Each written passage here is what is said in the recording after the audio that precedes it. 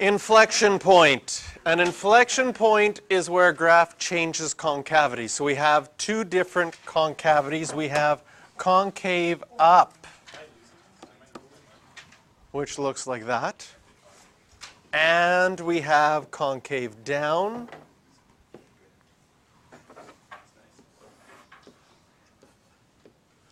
which looks like that. And so when it changes from concave up to concave down, so here it's concave up, here it's concave down, this point right there is an inflection point.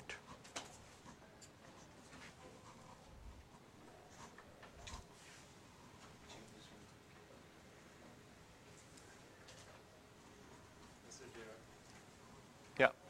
Would it be exactly in the middle between? It's not necessarily exactly in the middle, depending on the curve. How would you know that's the point where it's starting to go down? Why can't you put it a little bit more up?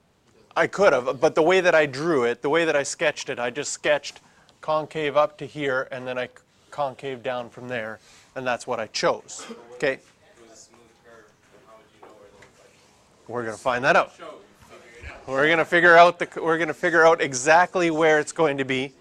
So when you have an x cubed curve like this, right? We're going to figure out exactly where it is. On this one, it looks like it's about there, or maybe even higher. But it will change depending on the curve that you have. Okay? Now, if we look at our tangent lines on something that's concave up, our tangent lines are always below our curve. And something that's concave down, our tangent lines always lie above the curve.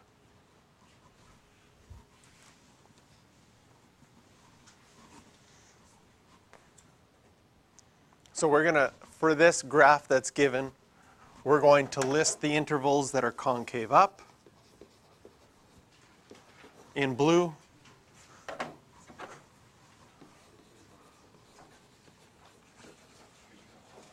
concave down in red.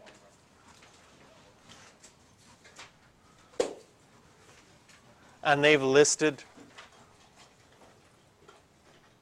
the inflection points there for us. So color coding this. Can you see that that section from -4 to 1 is concave up? And from P to Q, from 1 to 3, is concave down. If we would then go from 3 to 6 and 6 to 8, I'm going to put a round bracket at 6 because it's a sharp point there. And then from 8 on,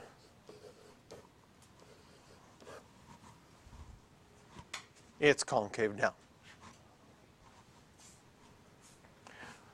Not really concerned about the notation here, but just looking at the graph, getting that idea of concave down, sad, you're feeling down. Concave up, you're feeling happy. Oh, I should have done that in blue. That's going to bother some people. There we go. Luckily, can do that. Whew. You can.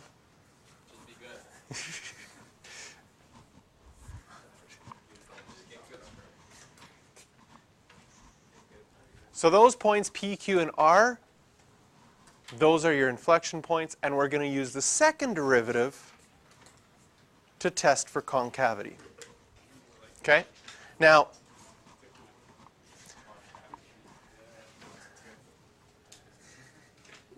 we've already learned the first derivative test. We are going to learn something called a second derivative test, But that is not this. This is the second derivative to test. So maybe my words here are a little bit not chosen well. But this isn't the second derivative test. We're just using the second derivative to test or to find concavity. So some things to look at. What the second derivative is the rate of change of the first derivative. Because that's what a derivative always does. It looks at the slope, and slope is change.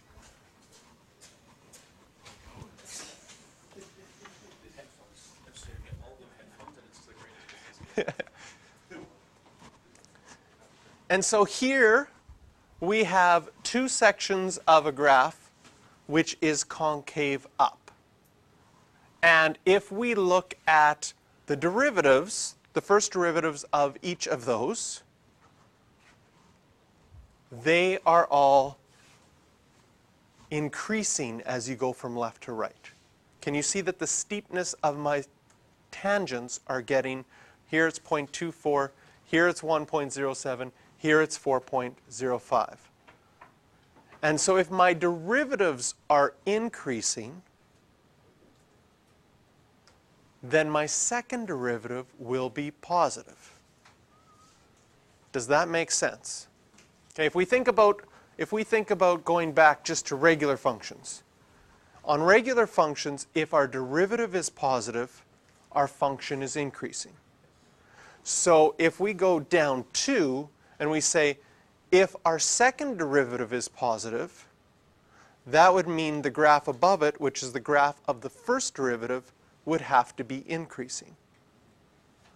And if the derivatives are increasing, you will always get a curve that's getting steeper, which causes it to be concave up.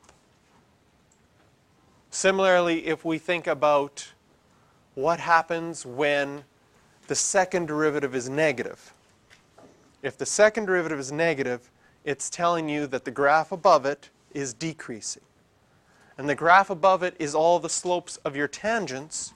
So if all the slopes of my tangents are decreasing, as we can see in these pictures, right? Here I have a steep slope. It's not quite as steep, a little bit less. And here, even if it curls around, if our slopes are decreasing, then we'll have a graph that's concave down.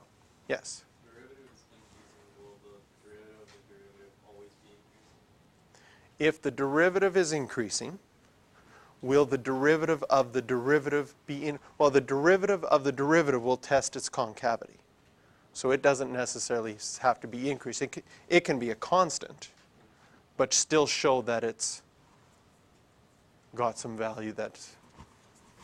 Okay. Test for concavity. So here we are. If we find our second derivative to be greater than 0, then we know it's concave up. If our second derivative is less than 0, again, everything matches up with, right? If things are positive, you're happy. If things are negative, you're sad.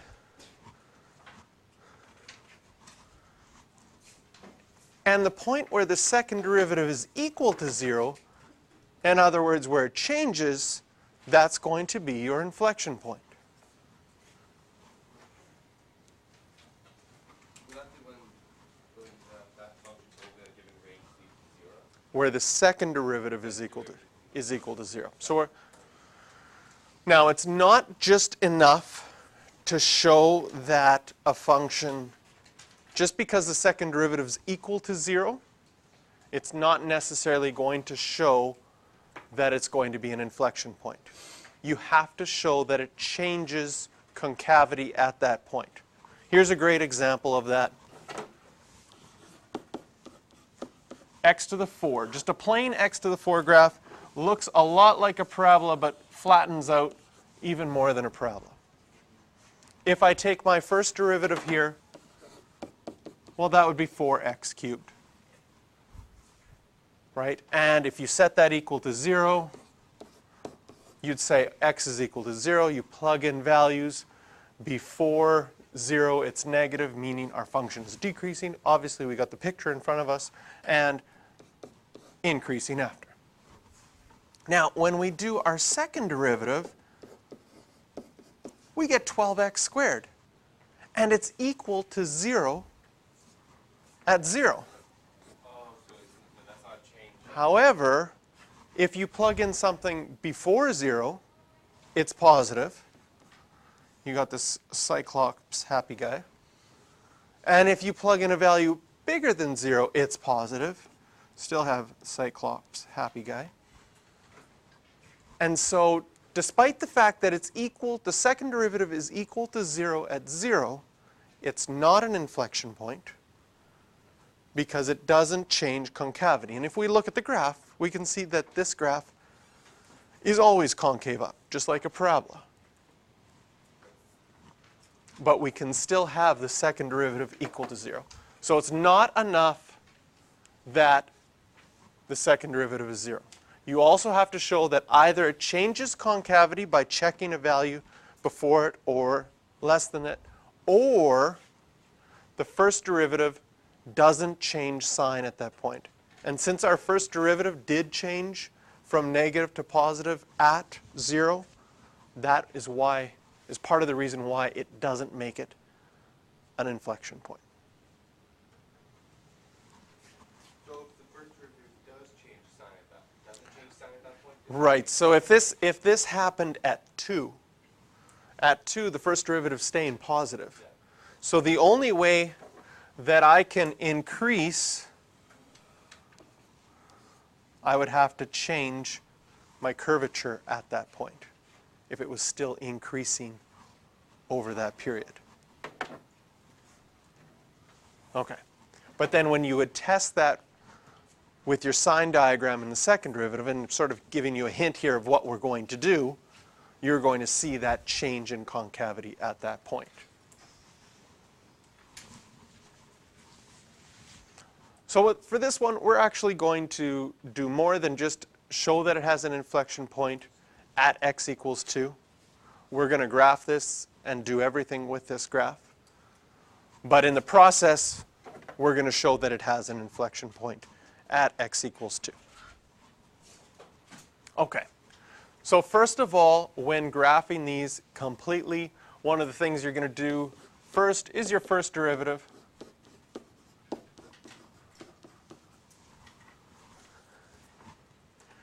You get y prime equals 4x cubed minus 12x squared. We can set that equal to 0, factor out a 4x squared, leaving us with x minus 3. And so on our first derivative, we would have 0 and 3 as critical values. And when we plug things into this equation with 0 and 3, prior to 0, well, first of all, if I'm checking the factored form, this is always going to be positive. So if I try a negative number less than 0, this will be negative, meaning our original function was decreasing. Between 0 and 3, it's still negative, still decreasing. And then after 3, it will be increasing. So when we're graphing this completely, we're going to do the first derivative, and the first derivative is going to tell us where it's increasing and decreasing. And from this, we can now say we have a local minimum at 3. We have an inflection, stationary inflection point at 0. Okay? Now with the second derivative, I'll do that right beside. If I took the second derivative, I would get 12x squared minus 24x. Setting that equal to 0, could factor out a 12x, leaving with x minus 2. I get x equals 0 and x equals 2. So we can tell that 2 is going to be an inflection point because in the first derivative, at 2, it stays negative. But even easier to see that it's an inflection point, we'll make another sign diagram with 0 and 2. And once we have 0 and 2 on that sign diagram, we can say, okay, what happens when I plug into the second derivative, because my second derivative tells me whether things are concave up of my original graph or concave down. So if I plug in a negative number, this will be negative, this will be negative. This section will be positive and concave up. When I plug something between 0 and 2, this will be positive, this will still be negative, this will be concave down. Now we already knew that 0 was a stationary point of inflection, but now in this sign diagram it shows us that at 0 it's changing from concave up to concave down. And similarly, if I try something larger than 2, this will be positive. And because the second derivative is negative before x equals 2 and positive after x equals 2, we know that it's an inflection point. Now, using all your skills at graphing, when we plug in these values, we would have 0, comma, go to our original equation, 0, stationary point of inflection. We would have 3, comma, again, going to our original equation, 81 minus 108, negative 27. That would be a local min. This one will be a stationary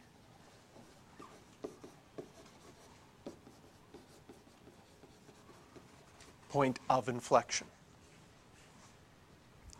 which we also see 0, 0 here, but now in this section we can also plug in 2. If I plug in 2 into the original equation, 16 minus 32, 2 comma negative 16 is our inflection point. Okay? Some other valuable things when graphing, some valuable things that you've learned from previous years. If you can find your x-intercepts by factoring. So notice that this equation, I could have factored an x cubed out right at the beginning, which would have told me that I have an x-intercept at 0 and an x-intercept at 4. That's going to be helpful as well. We don't need to find a y-intercept because it's also our stationary point of inflection, but a y-intercept is another key point that you would like to label on your graph, and that one's super easy by just plugging in 0 for x. Is 2, negative 16 also a stationary point of inflection? Or is that It's not a stationary point because it's a non-stationary point of inflection. Stationary points of inflection have your tangent be flat. So we're going to see what does this look like now that we put all of these points on our graph.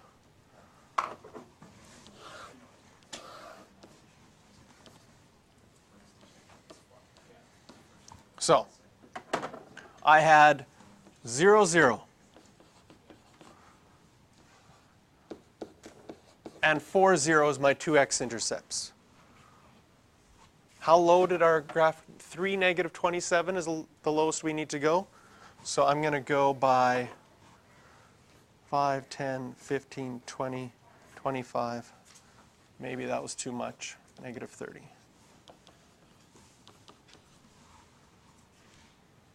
Okay. Set up some sort of scale. 3, negative 27. And 2, negative 16. Label that one in green.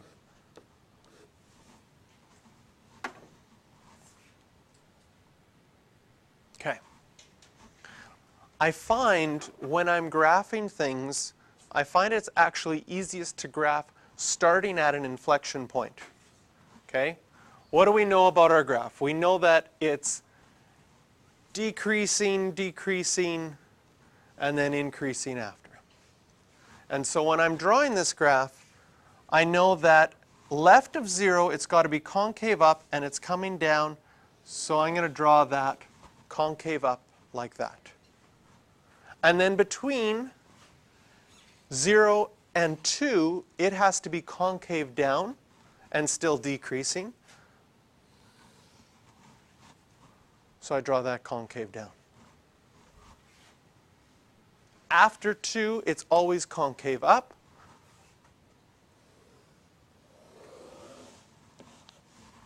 And there's our final graph. So your question about symmetry before, the inflection point is closer to 3 than it was to 0 in this case. So it's not always going to be perfectly in between our maxes and mins, depending on the function. So that's how we could use all of this information to get a graph. And the inflection points force our curve, and it causes us to graph it even more accurately when we're sketching this by hand. Okay? You had this exact same question in grade 12. The only thing you did was mark 0 and 4 and make a bend at 0 and have it go straight through at 4. And you were like, I don't really care how far down it goes. Just sort of estimate it.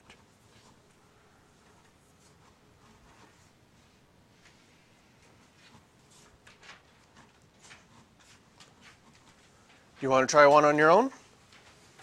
Graph it completely? Awesome.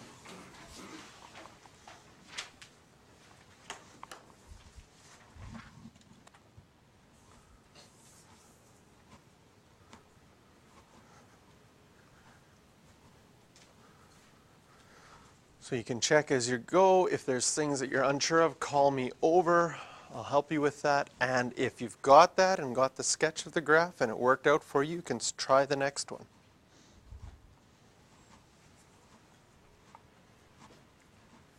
Things that you would not be able to label on this one is you would not be able to label the X-intercepts without a calculator, because the original equation does not factor well. But I did label my y-intercept because that one was easy to figure out.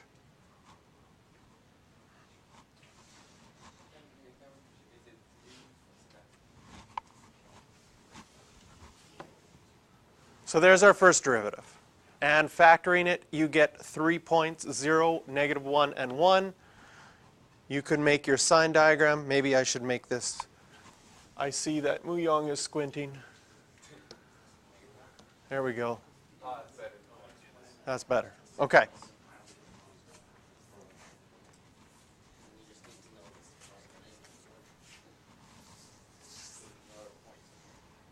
What did I put here? There's our second derivative.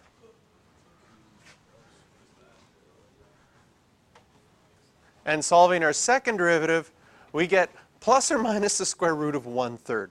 Not really a nice number, but there's your first and second derivative. It's plus or minus because whenever you have x squared and you square root both sides, you have to add the plus or minus, because this could be a negative number squared to get this, or a positive number squared to get that.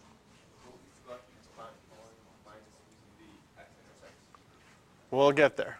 So based on that, these are our local mins and local maximums, plugging those values back into the original equation. And plugging those values in to find out where it's concave up and concave down. A little bit more challenging mental math is plugging the square root of 1/3 back into the original equation, but it's not too bad, because you square it and square it.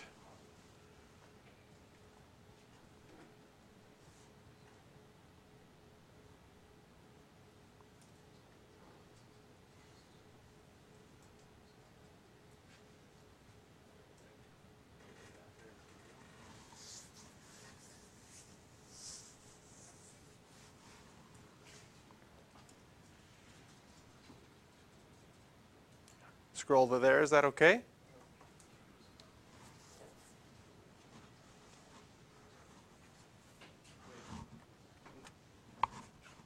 In the sketch, I labeled all my max and mins in blue.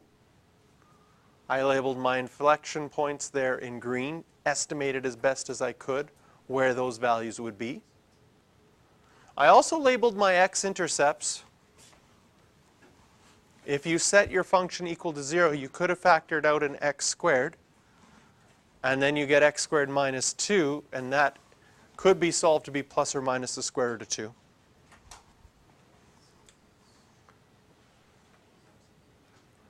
So not only did we graph the famous W graph, I don't know how famous it is, but we labeled some stuff on there with square roots and some kind of crazy points.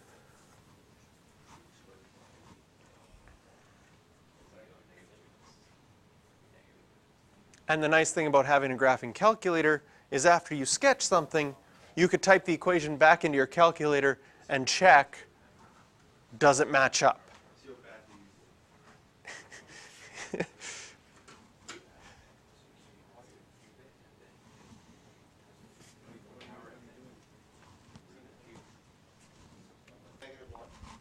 All right. The nice thing about this graph is we're only graphing it from 0 to 5 pi over 2. Just a small portion of it. Okay. Some things between 0 and 5 pi over 2, whenever you have a specific domain in which you need to graph it over, you need to find the endpoints. So starting at 0, if I plug 0 into that equation, cos of 0 is 1. E to the power of 0 is 1. 1 times 1. So I know that I'm going to have the point 0, comma 1. If I plug in 5 pi over 2, cos of 5 pi over 2 is 0.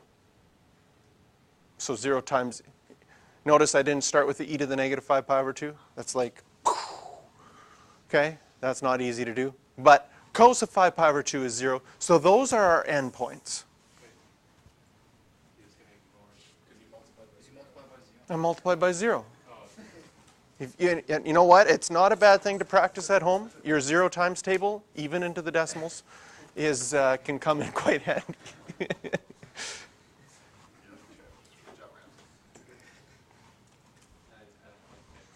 All right. So we're going to start with A, the exact values of our x-intercepts. So if I set that equal to 0, the first thing we have to realize that e to the negative x, that's never equal to 0. But cos of x is equal to 0 at pi over 2, 3 pi over 2, and 5 pi over 2. So finding x-intercepts, which is a skill that you have from the past, is an important thing to have on your graph.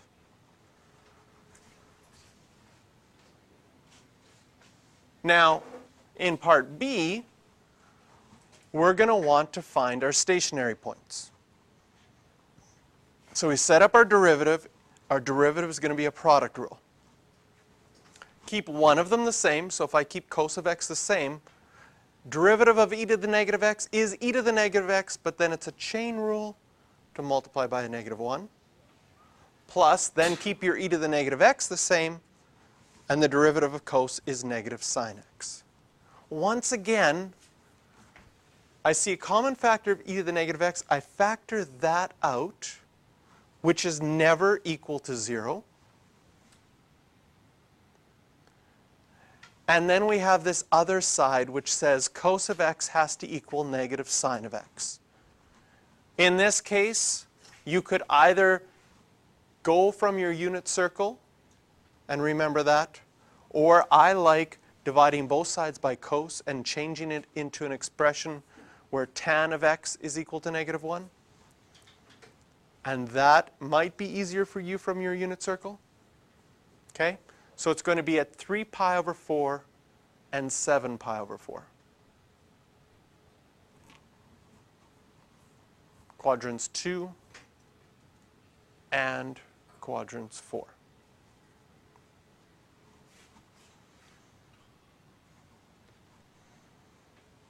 Drawing our sign diagram as a result,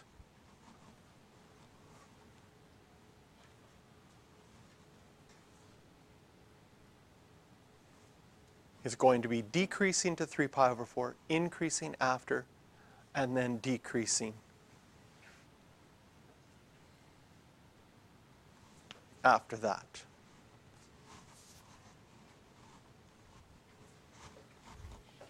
Always 7 pi over 4 before 5 pi over 4. This is 5 pi over 2. Oh, 5 pi, see. Okay. Of course, it's that one in your Yeah, these are mental math, right? No, this is why it says calculator in brackets. Because there you would have to actually plug in 3 pi over 4 into the original equation, calculate e to the negative 3 pi over 4. Now the numbers that we get are tiny. How are we going to graph it? Well, we'll have to vary our scale somewhat.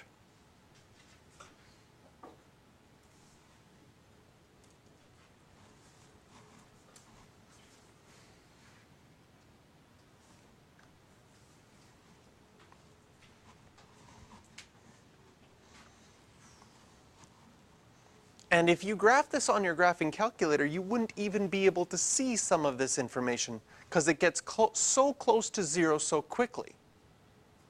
But because we did the calculus behind it, we know that there's a local minimum at 3 pi over 4. We know that there's a maximum at 7 pi over 4. And we know where the x-intercepts are.